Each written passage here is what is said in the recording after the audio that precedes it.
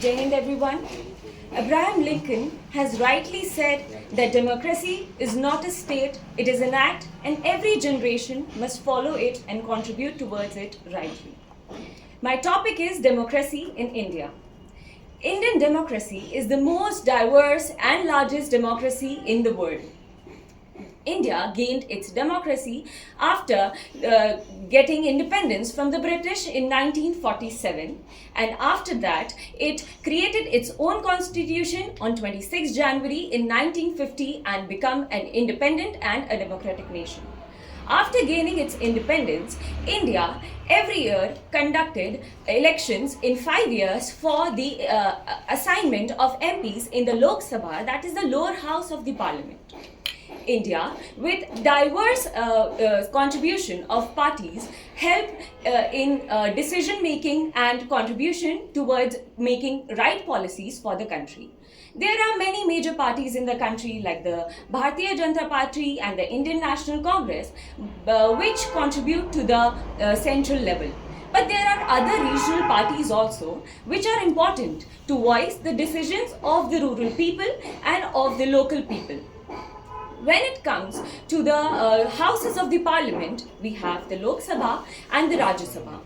We consider the president as a ceremonial head of the state, but the major powers resides with the prime minister and the other council of ministers. In India, for the democracy of India, the Election Commission ensures that the elections with over more than 900 million eligible voters in India should have the transparency while conducting votes in the country. For that, the Election Commission have assigned various departments for the transparent conduction of elections. The media also plays an important role in the democratic conduct of our country by providing information to the people of the nation. It helps every single person in the nation to be informed by the policies that are present in our country.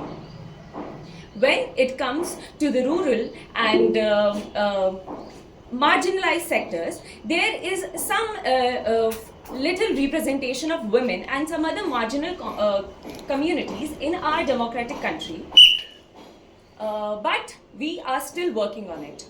I would like to conclude that despite the problems in our democracy, we are moving towards prospering it, and the constitution helps us guide our nation towards the right direction.